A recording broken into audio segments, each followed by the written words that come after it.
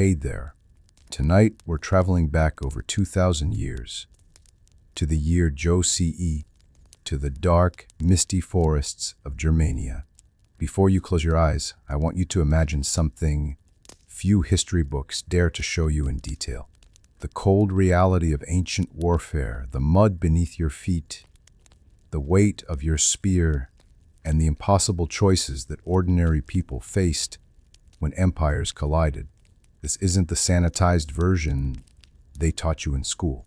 This is the story of the Battle of Teutoburg Forest, where Germanic tribes ambushed 3 entire Roman legions and changed the course of Western civilization. But tonight we're not focusing on emperors or grand strategy. But we're following you, a Germanic warrior named Wulfric, through every exhausting, terrifying, mundane moment of this legendary battle. So dim the lights, get comfortable. Let me know in the comments where you're watching from and what time it is for you. Tonight, you'll experience history from the inside, one slow, deliberate moment at a time. By the end, you'll understand what it truly meant to fight, to survive, and to witness the impossible.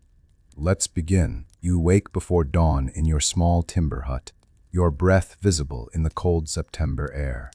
Your name is Wulfric, and you are 23 winters old, a warrior of the Cherusci tribe.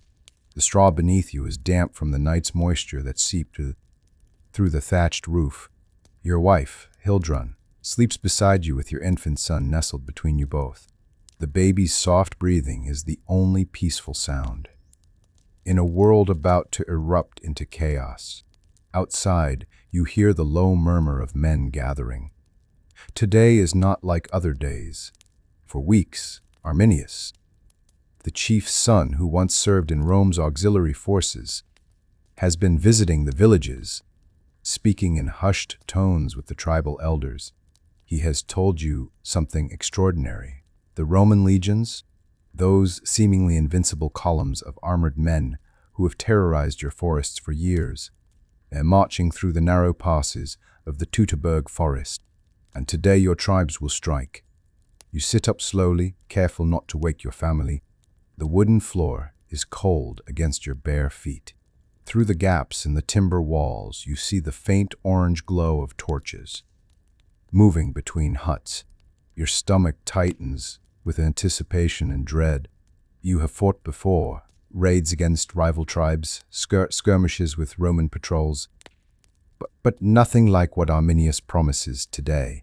Today, he says, you will destroy an entire army. You walk through your village of perhaps 15 huts, all built from timber and thatch, surrounded by a simple wooden palisade. The village smells of smoke, animal manure, and damp earth.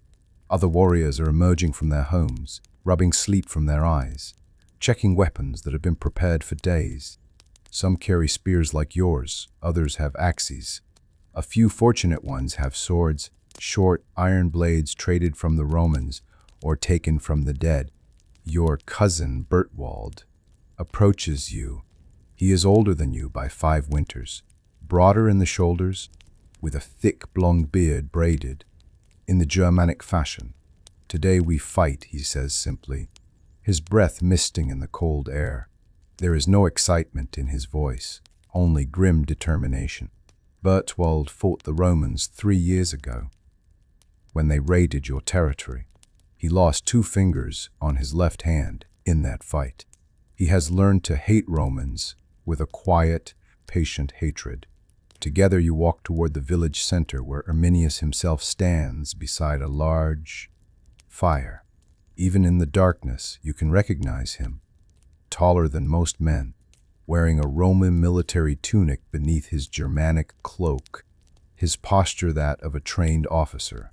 He speaks Latin fluently, has commanded Roman soldiers, knows their tactics intimately, and now he will use that knowledge to destroy them.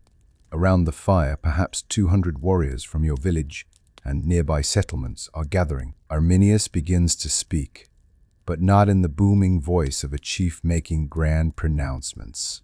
Instead, he speaks calmly, almost conversationally, which somehow makes his words more powerful. The Romans call us barbarians. He says in your Germanic tongue, though you can hear the Latin influence in his pronunciation, they believe we are animals to be tamed or killed. But today we will show them what we truly are. He explains the plan once more, though all of you have heard variations of it for days. 3 Roman legions, the 17th, 18th, and 19th, along with auxiliary troops, perhaps 15,000 men in total, are marching from their summer camp back to their winter quarters along the Rhine. Their commander is Publius Quinctilius Varus, a man who trusts Arminius completely, who believes the Germanic tribes are pacified. Arminius has been guiding them along a route through narrow forest passes, telling Varus, this is the quickest path. It is a lie. It is a trap. They march in a column miles long, Arminius continues, stretched thin by narrow paths, unable to form their battle lines. They are burdened with wagons, pack animals, camp followers, slaves. They move slowly. We will strike them from the forests, from the hills, appearing and disappearing like spirits. We will not fight them in open battle, where their armor and discipline can defeat us.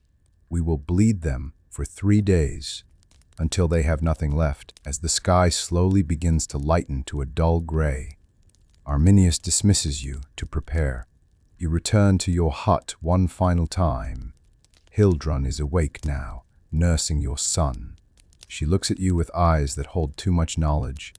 She knows what today means, what you are about to do, and what might happen to you. Germanic women are not sheltered from the realities of war.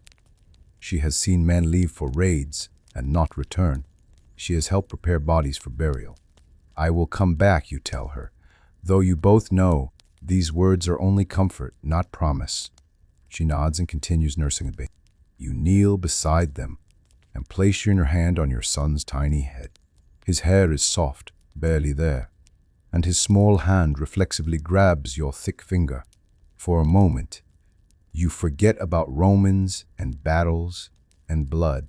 You are just a father marveling at this small life you helped create. But the moment passes. You hear Bertwald calling your name outside. You must go. You kiss Hildrun's forehead and stand. She speaks then, her voice steady. Fight well. Kill many.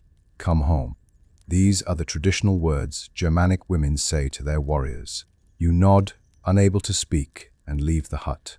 Outside, the village is alive with movement now.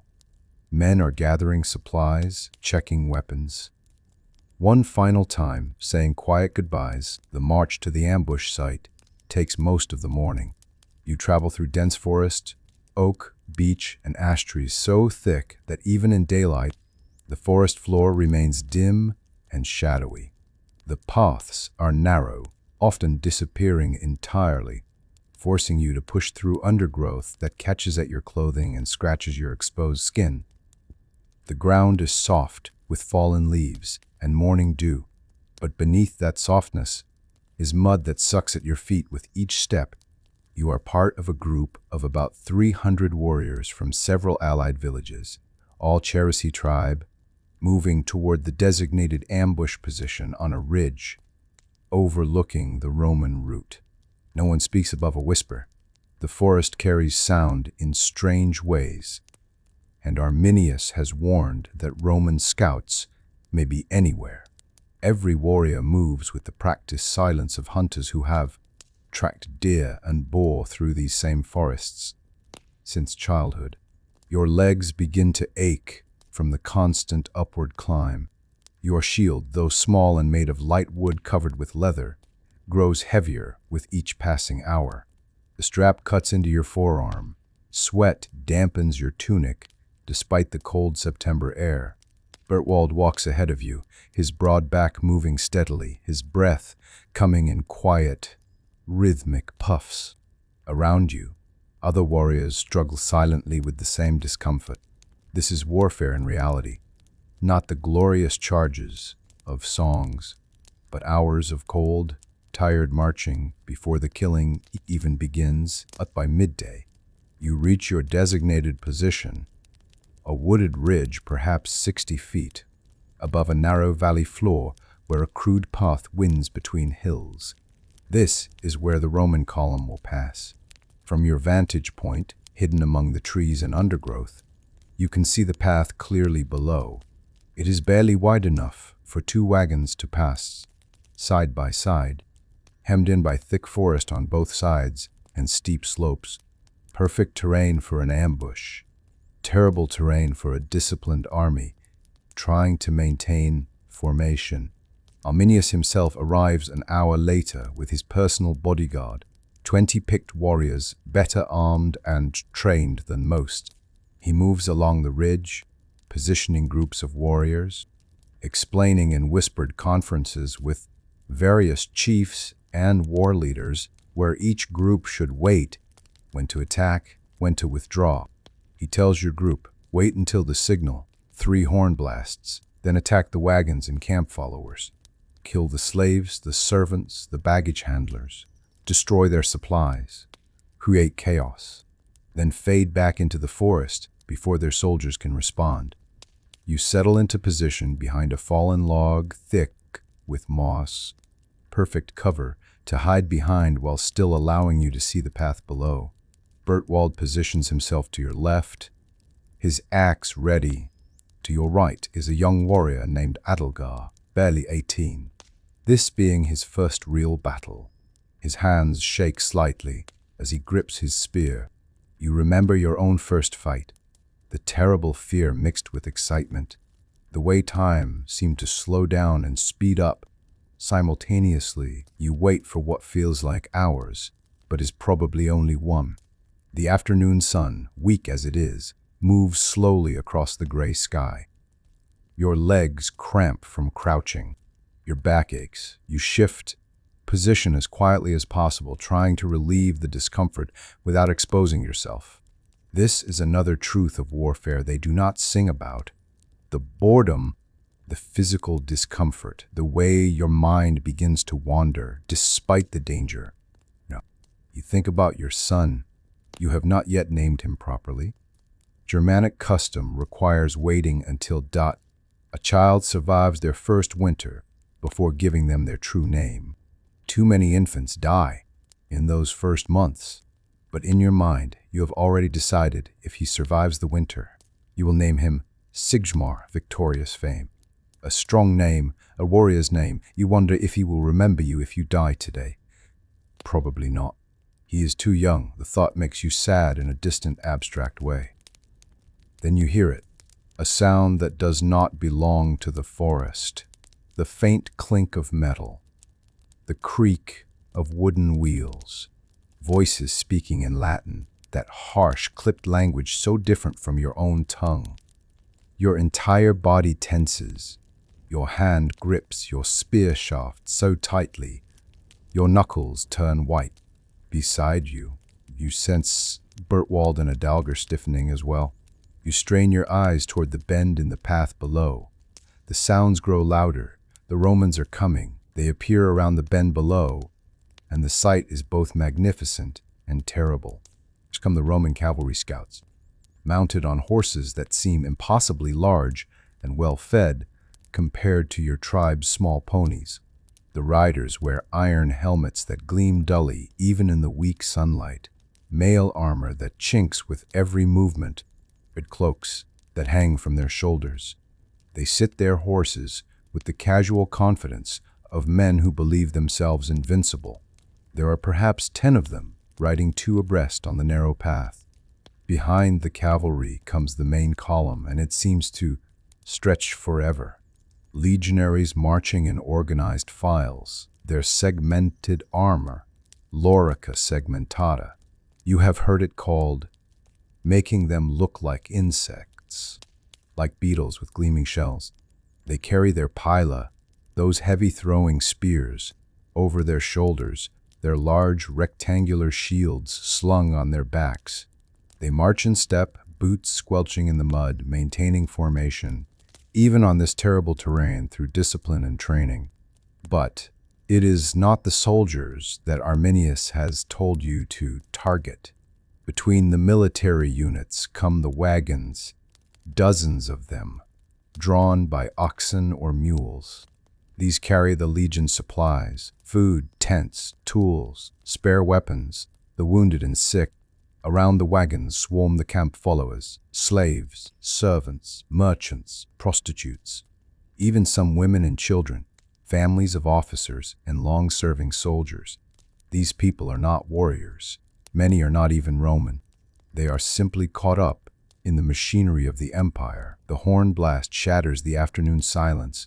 3 long, deep notes that echo through the valley. For a split second, the world seems to freeze.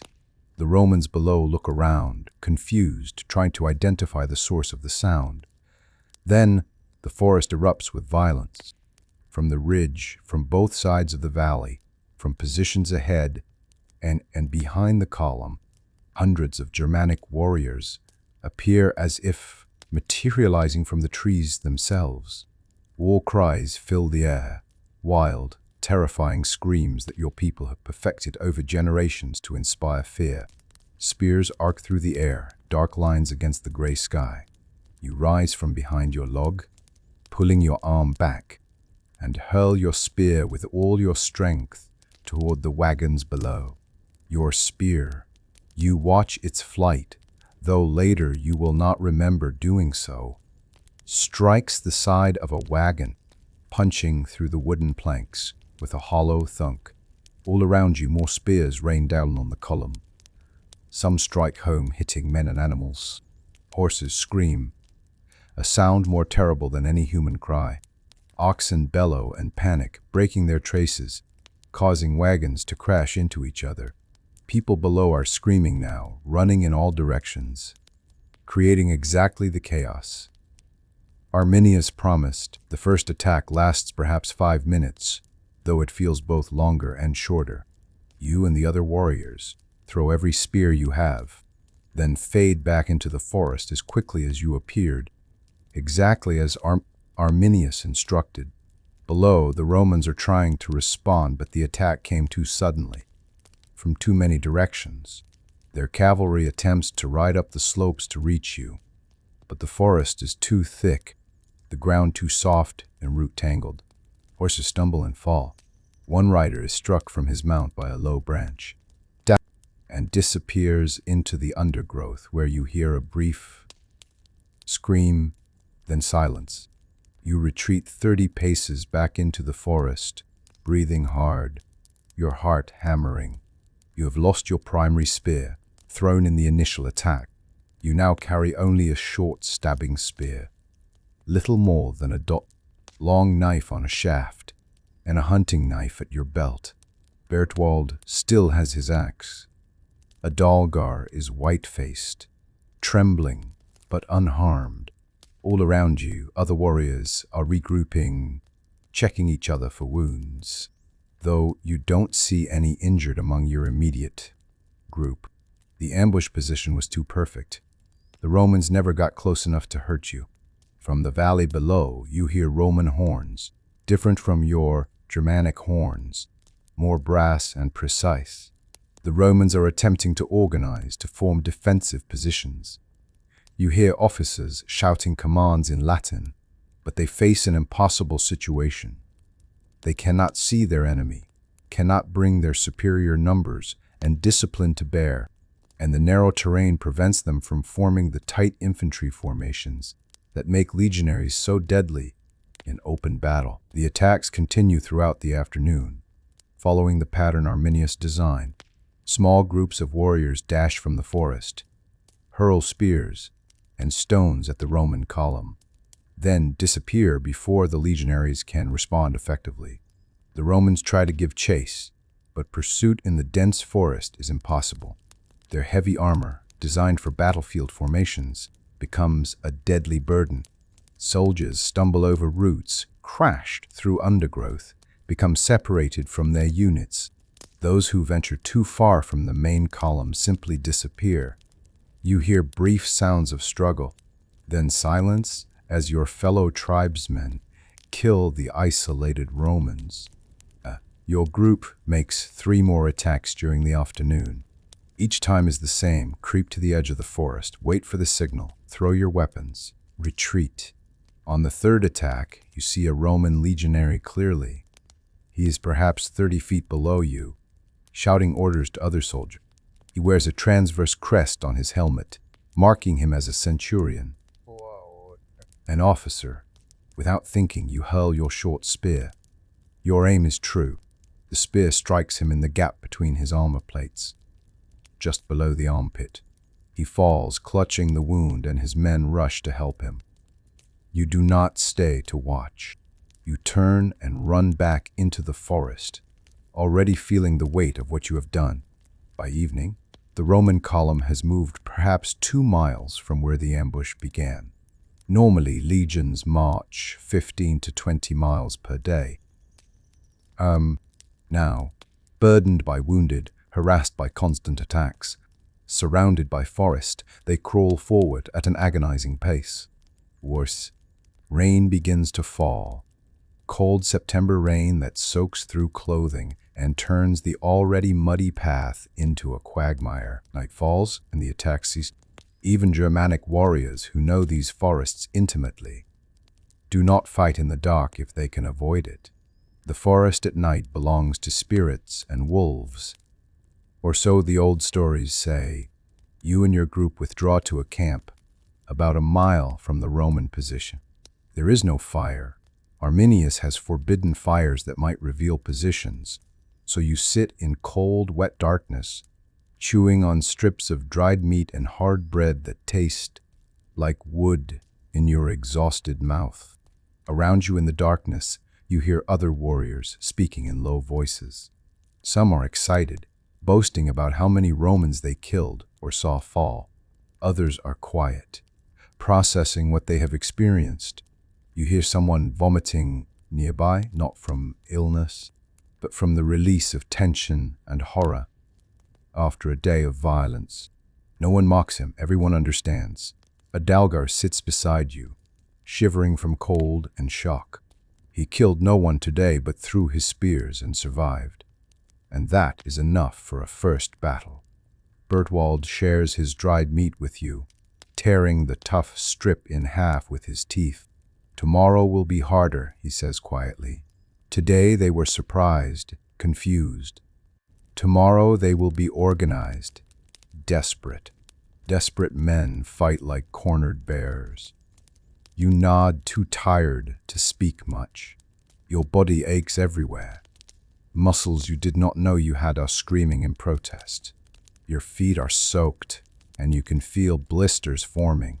You try to sleep sitting against a tree, your cloak pulled tight, but sleep comes only in brief. Fitful moments filled with dreams of falling spears and screaming horses. The second day begins before dawn. As a Germanic war leader, whose name you do not know, shakes you roughly awake. You are so stiff and cold that it takes a moment to remember where you are and what is happening. The rain has stopped, but everything remains wet. A thick fog has settled over the forest, reducing visibility to perhaps 20 paces. This fog will help you, making it even harder for the Romans to see their attackers. You force yourself to stand, every muscle protesting. There is no breakfast, only a few mouthfuls of water and another piece of dried meat. You check your weapons, your short-stabbing spear and knife. Your shield is battered from yesterday, but still serviceable. Around you, other warriors are stirring, preparing. The mood is different from yesterday. The initial excitement has been replaced by grim determination. Everyone knows that today the Romans will fight back harder. Yesterday they were shocked and disorganized. Today they will be ready, angry, and dangerous. Arminius himself appears, moving through the groups of warriors in the pre-dawn fog like a ghost. When he reaches your group, he speaks quietly. Today we must break them completely. They spent the night trying to build a fortified camp, but the ground is too soft, and they are too exposed. They are already demoralized, exhausted. Today we kill until they have no will left to fight. His words are harsh, but his tone is almost gentle, the voice of a commander who knows he is asking men to risk everything. The attacks on the second day are more vicious and sustained. The Roman column attempts to move forward, but the path has become a nightmare of mud, abandoned wagons, and bodies from yesterday's fighting. The fog hides the corpses until you are nearly upon them. Roman soldiers, camp followers, animals, all lying in the mud. Some of the bodies have already been scavenged by warriors looking for weapons and armor. The sight is ghastly, but you force yourself not to look too closely. The smell, however, cannot be avoided. Blood, opened bowels, and death. Your group's role today is to attack the Roman rear guard. These are legionaries trying to protect the column's back from pursuit. They march with shields up, heads constantly turning, jumping at every sound from the forest. They know death could come from any direction at any moment. When the horn signal sounds, your group attacks from a hillside, throwing rocks and spears. The Romans form a testudo, a tortoise formation with overlapping shields, creating a shell of protection. It is effective against missiles, but it means they stop moving, bunch together, creating a target. From another direction, a different Germanic group attacks the stationary Romans with throwing axes and more spears. The testudo cannot hold everywhere at once. Gaps appear. Men fall. The formation breaks. The Romans try to reform, but in the mud and confusion, it proves impossible. Some legionaries break and run. You see one young Roman, perhaps your age, throw down his shield and sprint into the forest. You hear a cry and the sound of an impact. He does not get far. During the midday, something changes in the battle's character. The Romans, realizing they cannot continue forward and survive, make a desperate decision. They stop trying to march in column and instead attempt to build a fortified camp on a small hill. Legionaries, even while under constant harassment, begin digging trenches and constructing earthworks. This is what they are trained for. Even exhausted, wounded, and terrified, they can still build fortifications with remarkable speed. By early afternoon, they have created a rough square camp with earthen walls and sharpened stakes. It is not the elaborate camps they normally build, but it provides some protection. Arminius calls a council of the tribal war leaders. You are not important enough to attend, but word spreads quickly through the warriors. Arminius is faced with a choice: assault the fortified camp directly, which would be costly, or maintain the siege and starve them out. He chooses a middle path: constant pressure, preventing the Romans from resting or gathering supplies, while looking for weaknesses in their defense. This means you and the other warriors will attack in rotations, ensuring the Romans never have peace. Your group's rotation comes in the afternoon.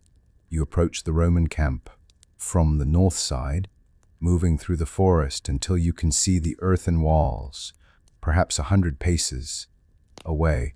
Behind those walls, you can see the tops of Roman standards, the eagle standards of the legions, symbols of Roman pride and power. Today those eagles are surrounded, trapped, and dying.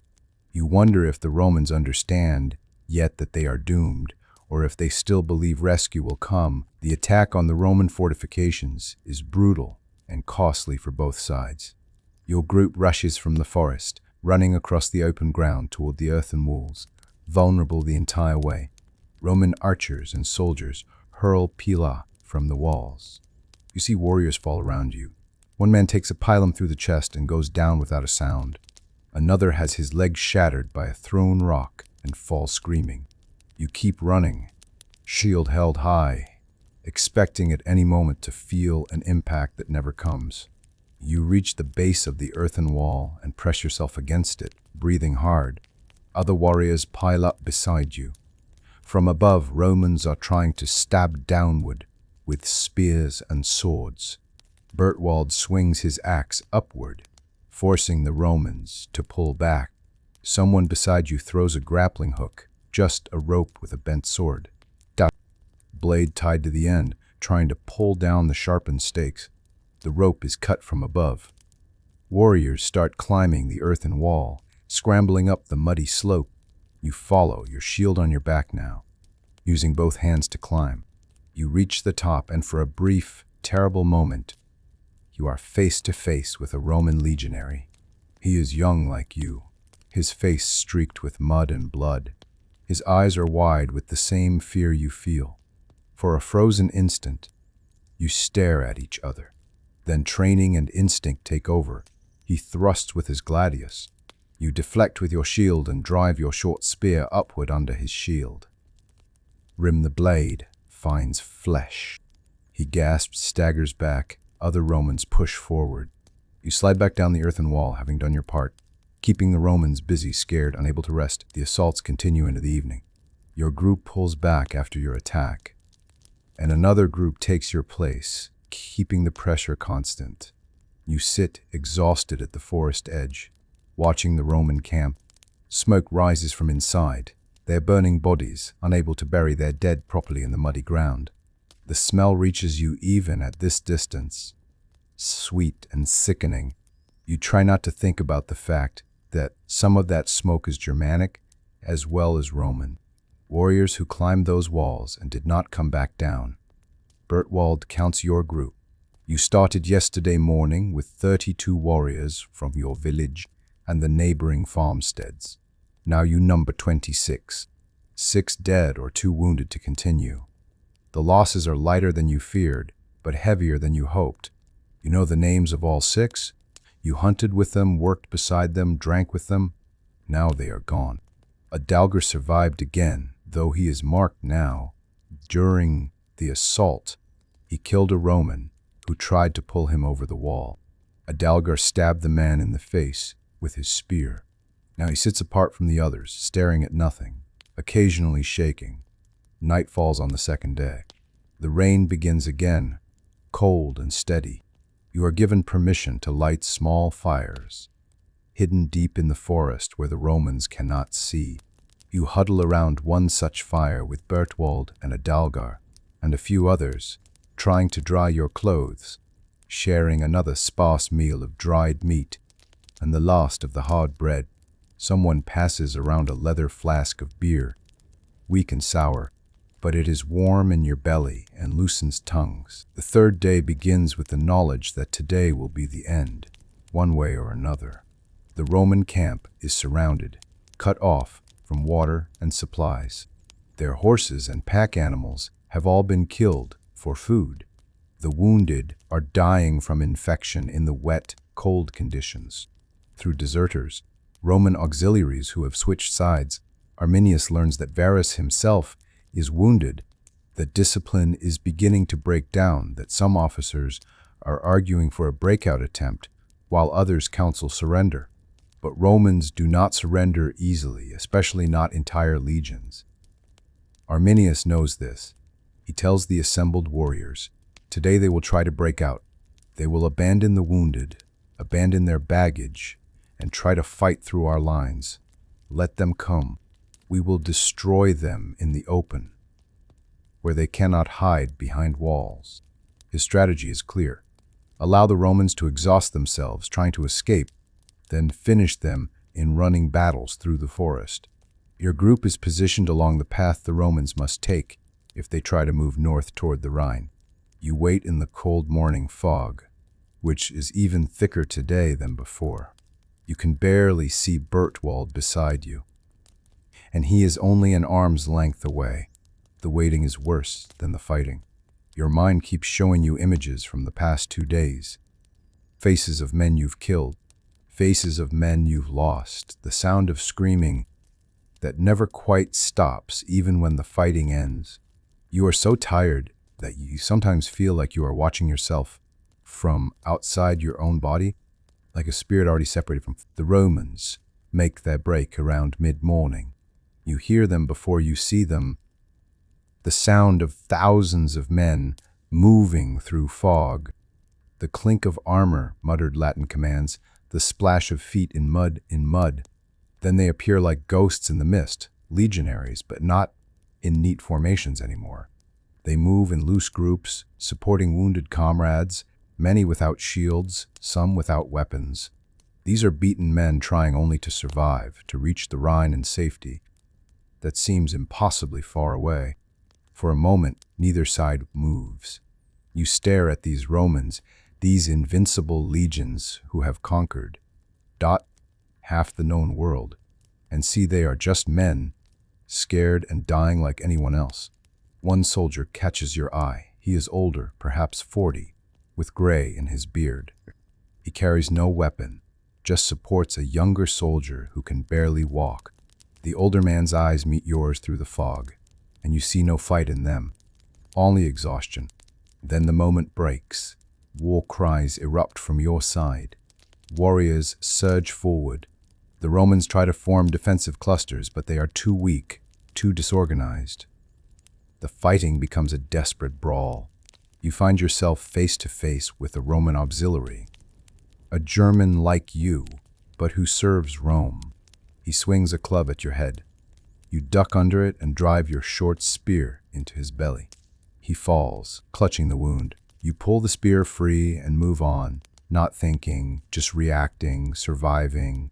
The battle, if it can even be called that anymore, devolves into a running massacre that lasts for hours. The Roman column breaks into smaller groups, each trying to flee in different directions through the forest. Germanic warriors pursue them, hunting them down. You lose track of time, of location, of everything except the immediate moment.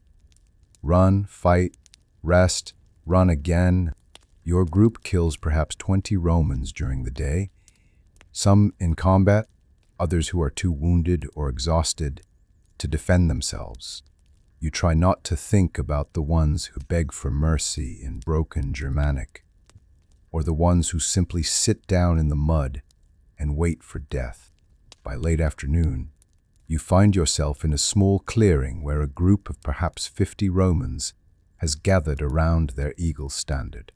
These are the remnants of one of the legions, the 19th. You later learn they have formed a circle, shields out, protecting their eagle with suicidal devotion. Hundreds of Germanic warriors surround them. Arminius himself is present. He calls out in Latin, offering the soldiers their lives if they surrender the eagle. The Romans respond with defiant shouts. They will die before giving up their standard, and die they do. The Germanic warriors close in from all sides. The fighting is brief and brutal.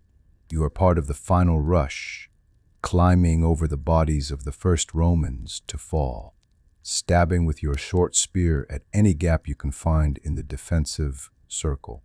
A Roman sword cuts across your thigh. Not deep, but you feel the hot pain and the warm blood running down your leg. You ignore it and keep fighting.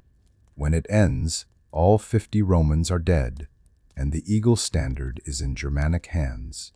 A roar goes up from the warriors, a sound of triumph and savagery that makes your blood run cold, even as you join in. As evening approaches on the third day, the fighting finally ends. There are no more organized Roman groups to pursue. Individual survivors hide in the forest, but most will not survive the night. The cold, their wounds, the wolves, or other warriors searching for them. The Battle of Teutoburg Forest is over. 3 Roman legions, 15 to 20,000 men, have been destroyed. Fewer than 100 will eventually escape to the Rhine to tell what happened. It is one of Rome's worst military disasters, and you were part of it. You sit with your back against a tree while Bertwald examines your thigh wound. The cut is about 4 inches long, but not very deep. It bled heavily, but has already slowed. Bertwald tears a strip from a dead Roman's tunic and binds your wound tightly. You'll limp for a while, he says, but you'll keep the leg. This is good news. Infected wounds kill as many warriors as battle itself. Bertwald himself has a gash across his ribs, and Adalgar's left hand is badly bruised and swollen from where a Roman shield slammed it. But you are all alive. Around you, the forest is full of Germanic warriors conducting the grim business of victory. Bodies are being looted. Every piece of equipment, every coin, every scrap of metal is valuable. The Roman armor, weapons, and tools represent wealth beyond anything most warriors have ever seen. The eagle standards, symbols of Roman power, will be taken to tribal centers as trophies. Some warriors are herding captured Roman slaves and camp followers. Others are gathering the bodies of fallen Germanic warriors for proper burial. No, you spend the night in the forest again, but this time there are fires and food. Warriors have slaughtered some of the captured Roman pack animals, and the smell of roasting meat fills the air. Your stomach, empty for days except for dried meat, growls painfully. Bertwald brings you a piece of cooked beef, tough and underseasoned, but the most delicious thing you have ever tasted. You eat slowly, your shrunken stomach protesting even this small amount. Around the fires, warriors are already turning the battle into story. You hear men describing their kills, embellishing slightly, making themselves sound braver than anyone truly felt in those terrifying moments. It is how warriors have always processed trauma, by transforming it into narrative, into songs and tales that will be told for generations. Some men are quieter, sitting apart, staring into fires with the same 1,000-yard stare you feel on your own face. These are the ones who killed too closely, who looked into their victims' eyes and transformed horror into glory. Arminius moves through the camps, speaking with groups of warriors, learning the names of the fallen so they can be honored properly.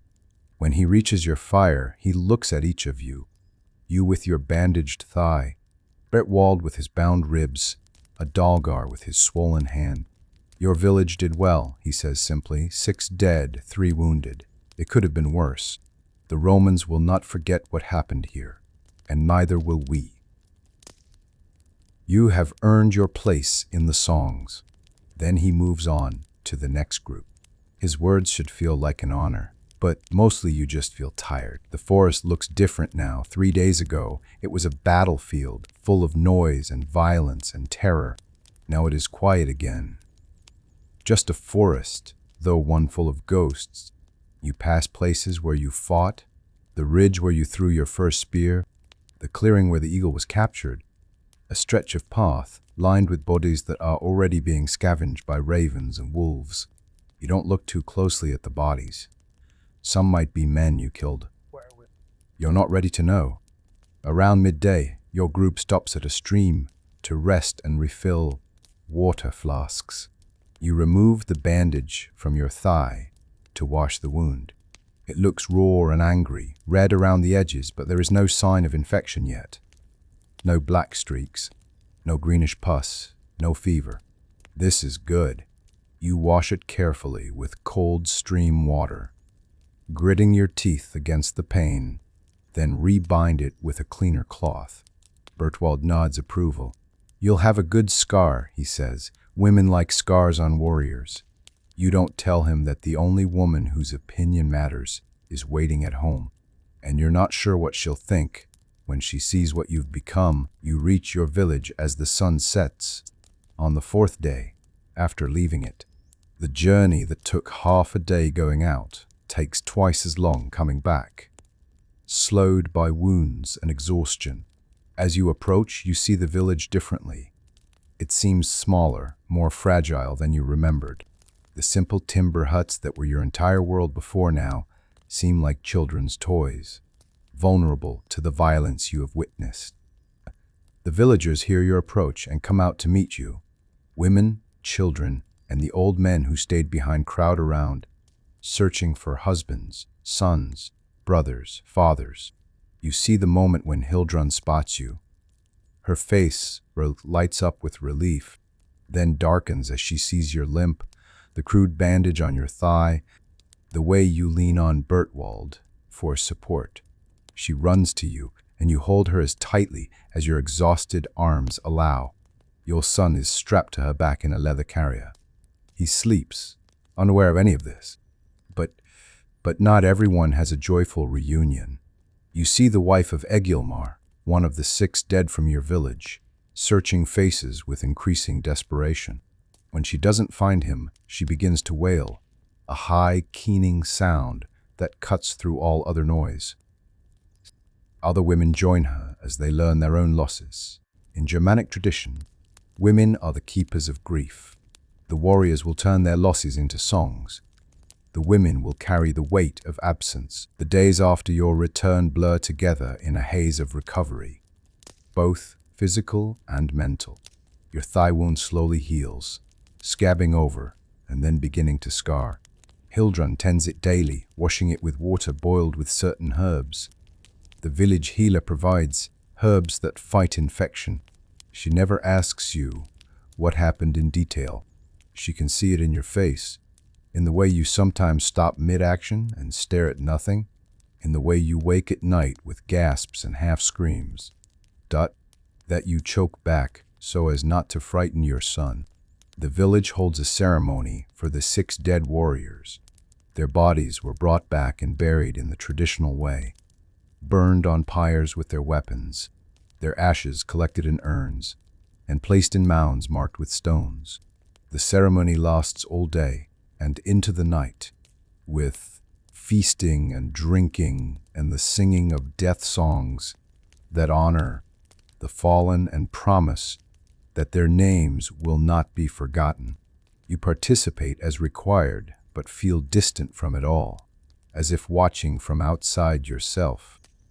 Bertwald seems to recover more quickly than you do. His wounds heal, and he returns to his normal routines: hunting, farming, drinking beer with the other men, and boasting about the battle. But you notice he never speaks of the individual killings, only of the victory as a whole. Adalgar is worse than both of you. He barely speaks, barely eats. His mother is worried. The village healer says his spirit is wounded and needs time to return from wherever it has gone. You understand. Your own spirit feels only half present. The other half still in that fog-shrouded forest. A week after your return, a gathering is called at a sacred grove about half a day's walk from your village. Warriors from all the allied tribes that participated in the battle are invited. Arminius will speak, and there will be a sacrifice to the gods to thank them for the victory. Despite your legs still bothering you, you make the journey along with Bertwald and most of the other warriors from your village. Adalgar stays home. No one questions this. The sacred grove is an ancient place. Massive oak trees, hundreds of years old, arranged in a natural circle around a cleared center. As you arrive, you see thousands of warriors already gathered, more people than you have ever seen in one place. They represent a dozen different tribes: Cherusi, Marsi, Chadi, Rukteri, and others whose names you barely know.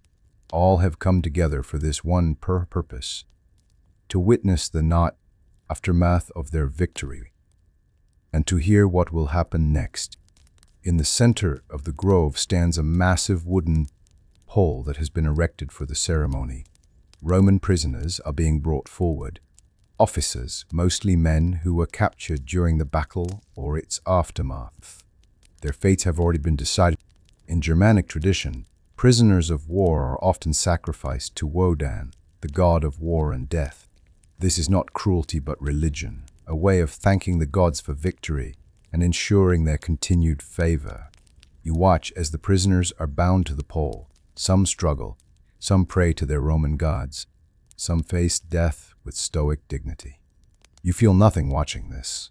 After what you have seen and done, more death seems meaningless. Arminius steps forward to address the assembled warriors. He stands on a raised earth mound, so all can see and hear him. His voice carries across the silent crowd. Brothers, we have accomplished what Rome thought impossible. We have destroyed 3 legions, the 17th, 18th, and 19th. We have killed their commander, Varus. We have captured their eagles. We have shown the world that Rome is not invincible, that Germanic warriors can defeat the greatest army ever assembled. The crowd roars its approval. Weapons are raised and clashed against shields. War cries echo through the ancient grove. But Arminius raises his hands for silence, and slowly the noise subsides. But this is not the end, he continues. This is the beginning. Rome will not forget this defeat. They will come again, seeking vengeance. We must remain united. We must remain strong. We must be ready to defend our lands, our families, our freedom. His words are stirring, and you can see their effect on the crowd.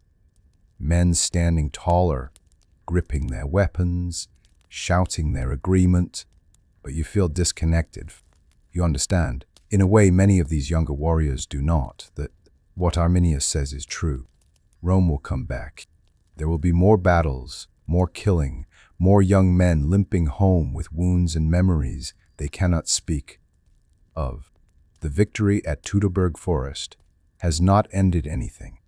It has only begun a longer, harder war. After the speeches and sacrifices, there is a feast that lasts into the night. Whole oxen are roasted, beer flows freely, and the warriors celebrate their victory. You eat and drink, but moderately aware that too much beer makes the nightmares worse. When you finally sleep, you sit with warriors from other villages and tribes, listening to their stories of the battle. Everyone fought in different areas, saw different things, but the overall picture is the same. 3 days of ambush, 3 days of slaughter, 3 days that have changed the balance of power in Germania. An older warrior, a Marsi tribesman with gray in his beard and many scars, sits beside you. He sees your distant expression and nods knowingly. Your first real battle, he asks. You nod. He grunts. You have the look, it passes, eventually. The nightmares fade. The memories become stories you can tell without feeling sick. But it takes time, and you're never quite the same as before. War takes something from every man who fights in it. He drinks deeply from his horn of beer. But you survived. Many did not. Honor that by living well. His words stay with you as the feast continues into the night. You think about what living well means. Going back to farming, raising your son, telling him someday about these 3 days in the Teutoburg Forest. Part of you wants to forget everything, to pretend it never happened. But another part knows that these days have defined you, have become part of who you are. For better or worse, you are Wulfric, son of Adalwulf, warrior of the Cherusci, survivor of Teutoburg. That is your story now. You return home the next day, your leg aching from the journey, but your mind somewhat clearer after the conversations at the feast. In the days that follow, you slowly begin to reintegrate into normal village life. The harvest must be brought in before the first frost. Barley, rye, vegetables from the small gardens. Despite your wounded leg, you help as you can, doing tasks that don't require running or heavy lifting. The simple, repetitive work of harvest is oddly comforting. It requires just enough attention to keep your mind from wandering to dark places, but not so much that you can't let your body work on instinct. Hildrun watches you carefully during these days, monitoring your physical healing, but also waiting for some sign that your spirit is healing too. You catch her looking at you sometimes, with an expression of concern mixed with patience. She knows what you've been through, even if you haven't spoken of it in detail. Germanic women understand war, even if they don't fight in it. They see men leave and return changed. They learn to live with the silences, the distant stares, the moments when their husbands seem to be somewhere else entirely. One evening, as you sit together after the day's work, your son, still unnamed, awaiting spring, falls asleep in your arms. Hildrun breaks the comfortable silence. He will grow up in a world different from the one you grew up in. Because of what you did, because of what happened in the forest, he will not grow up as a subject of Rome. He He will be free, as Germanic people have always been free. Her words are not absolution. Nothing can absolve what you've done. But they are context, meaning, justification perhaps. As autumn deepens into winter, life in the village continues its ancient rhythms. The harvest is stored. Animals are moved to winter quarters. Final preparations are made for the cold months ahead. You continue to heal, both body and mind, though you know you will carry the marks of Teutoburg Forest, visible and invisible, for the rest of your life. The physical scar on your thigh is just one mark. The others are deeper, written in nightmares and silences, and moments of unexplained fear. News comes from other villages and tribes. Rome has learned of the disaster in Teutoburg Forest, and the response is exactly what Arminius predicted: shock, grief, and rage. The Emperor Augustus reportedly banged his head against a wall, crying Quintilius, Varus, "Give me back my legions!" Romans mourn their dead and demand vengeance. Word comes that all Roman forces have withdrawn behind the Rhine, abandoning their settlements and forts in Germania. For now, the Germanic tribes control their own lands. But everyone knows Rome will return someday. Arminius sends messengers to the various tribes, urging continued unity, continued vigilance. Some tribes are eager to press the advantage, to cross the Rhine and attack Roman territories. Others, including your own Cherusi, counsel caution. You have bought peace and freedom with blood, but maintaining them will require wisdom and patience. You hear these debates in the village gathering, but you don't participate much. You are a warrior now, a veteran, but you have no taste for more fighting. You have seen enough. Winter settles fully over the village. The first heavy snows fall, covering the forest and fields in white. Life slows to the pace of survival, keeping fires burning, rationing food stores, enduring the long, dark nights.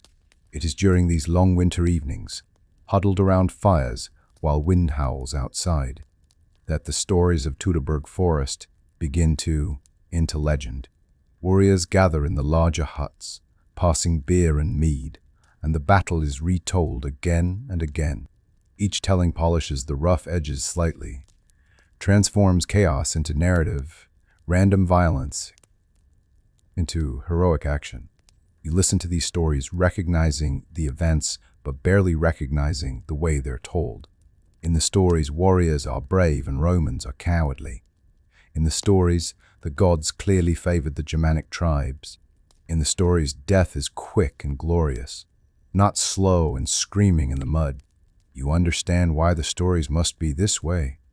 Communities need heroes, need victories they can celebrate without the weight of horror. But you also know the truth beneath the stories, and that knowledge separates you slightly from those who only hear the tales. One night, Bertwald tells the story of capturing the Eagle Standard, and he makes it sound like a glorious charge rather than the desperate scramble over corpses.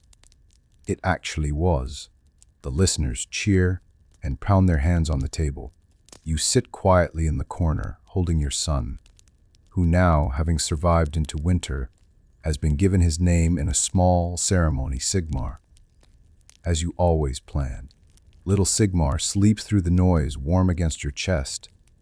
Hildrun sits beside you, her hand resting on your knee. She understands your silence. She doesn't need you to be the hero of the stories. She needs you to be the father and husband who came home. As winter deepens, you fall into a rhythm that begins to feel like normalcy, though you know you're forever changed. Your days are filled with the simple tasks of survival, checking snares for rabbits and other winter game, ice fishing in the frozen stream, ensuring your family's food stores last until spring. The physical work is good for you, tiring your body enough that sleep comes more easily, though the nightmares never entirely disappear. Some nights you wake gasping, Hildrun's hand on your shoulder, her voice pulling you back from forests full of fog and blood.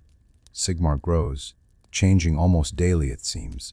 He begins to smile, to recognize faces, to make small sounds that aren't quite words yet. Being a father gives you purpose beyond survival, beyond the endless mental replaying of those 3 days. When you hold your son, when you watch his eyes track movement, or see him smile at his mother's voice, you feel connected to something larger than yourself, to future generations, to the continuation of life beyond violence and death. One evening, while you sit carving a small wooden toy for Sigmar, a simple horse figure, Hildrun speaks, "You've been a good father, even with your wounds. I was afraid the battle might have taken you from us, even though you returned alive. But you're still here, scarred, quieter than before, but still here." Her words unlock something in you. You set down the carving and look at her directly. "I killed men," you say simply. "Young men, old men. I watched them die. I am not the person you married." She holds your gaze steadily. No one who goes to war returns unchanged. But you are still Wulfric. You are still my husband and Sigmar's father. The rest we will live with together. Spring comes slowly to the northern forest. The snow melts gradually, leaving the ground muddy and treacherous, conditions that remind you uncomfortably of the Teutoburg forest. But you push those memories aside and focus on the work of spring, preparing fields for planting, repairing winter damage to the hut and palisade, helping with the birth of lambs and calves. Life reasserts itself, and you find yourself genuinely smiling more often, the weight on your chest lifting slightly as the days grow longer and warmer. News arrives with traveling merchants and wandering warriors. Rome has not forgotten. A new commander has been appointed. Germanicus, nephew of Emperor Tiberius Augustus, having died over the winter. Germanicus is young, talented, and hungry to avenge the loss of the 3 legions. Roman forces are gathering along the Rhine, and everyone knows that someday soon they will cross. But that is a problem for tomorrow. Today, there are fields to plant and a son learning to crawl. Bertwald visits often, and you notice he's been courting a young woman from a nearby village. Brunhild, daughter of a respected warrior. He seems happier than you've seen him in months, and you're glad for him. One afternoon, as you work together repairing the village palisade, he speaks, "I used to think being a warrior was the highest calling. Now I think maybe building a life, raising children, working land, maybe that's what we fought for. Not glory, but this." He gestures at the village, the fields, the children playing. You nod in agreement. "We fought so they could grow up free.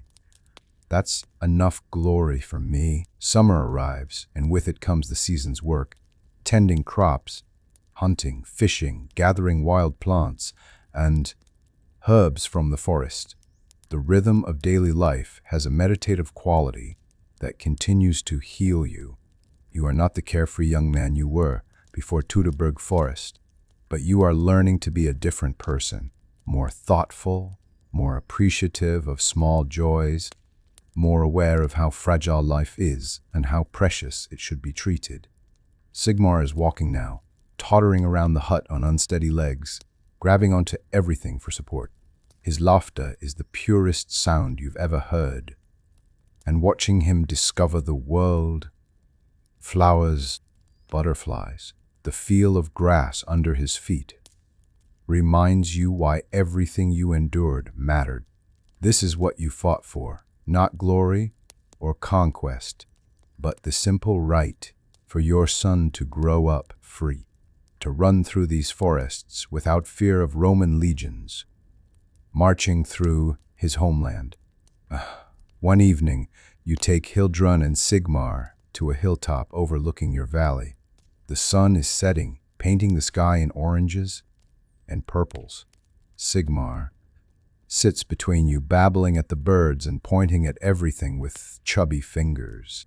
You put your arm around Hildrun and she leans against you. "This is enough," you say quietly. this moment, this family, this life. This is enough. She doesn't answer, just holds your hand and watches the sunset with you. In this moment, the nightmares seem far away. In this moment, you are simply a man with his family, watching the day end in beauty and peace. In this moment, you are healing as autumn returns. 1 year after the battle, the village holds a remembrance ceremony for those who fell at Teutoburg Forest. You stand with the other survivors, listening to the names of the dead being recited, watching their families honor their memory. The ceremony is both sad and beautiful, acknowledging loss while celebrating the freedom that loss purchased. You think about the 6 men from your village who didn't return, about the Roman soldiers you killed, about all the young lives ended in 3 days of mud and blood and terror. But you also think about what came after Sigmar's first steps, his first words, the way he laughs when you throw him in the air and catch him. You think about quiet evenings with Hildrun, about fields successfully planted and harvested, about Bertwald's upcoming marriage, about ordinary days that are extraordinary. Precisely because they are ordinary, the battle gave you nightmares, but it also gave you perspective. You know now, in a way few people ever learn, how fragile and precious life is. As the ceremony ends and people begin to drift away, you remain for a moment at the memorial stones. You speak quietly to the dead or the gods, or perhaps just to yourself. I survived. I don't know why I survived when others didn't, but I promise you this. I will live well. I will raise my son to be strong and free. I will honor your sacrifice by making the life you died for worth living.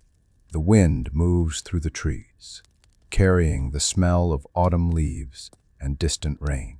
You turn and walk back toward your hut, where Hildrun and Sigmar wait. The nightmares still come sometimes. The memories never truly fade. The scar on your thigh aches when storms approach, but you are healing day by day, moment by moment. You are Wulfric, survivor of Teutoburg Forest, father and husband, farmer and hunter, a man learning to carry his past without being crushed by it. And as you walk home in the gathering twilight, you feel something you thought you might never feel again. Hope. And so Wulfric returned to the rhythms of life, forever changed by 3 days that shaped history. The Battle of Teutoburg Forest stopped Rome's expansion into Germania, preserving Germanic independence for generations. Wulfric never fought again, choosing instead the warrior's harder path, building rather than destroying, nurturing rather than killing, living well to honor those who couldn't. As you drift towards sleep, let Wulfric's story remind you that survival is not just about enduring horror, but about finding meaning after it. His nightmares faded with time, as yours will too. Rest now, knowing that even the darkest forests eventually give way to dawn, and home is always waiting beyond the battlefield. Sleep well.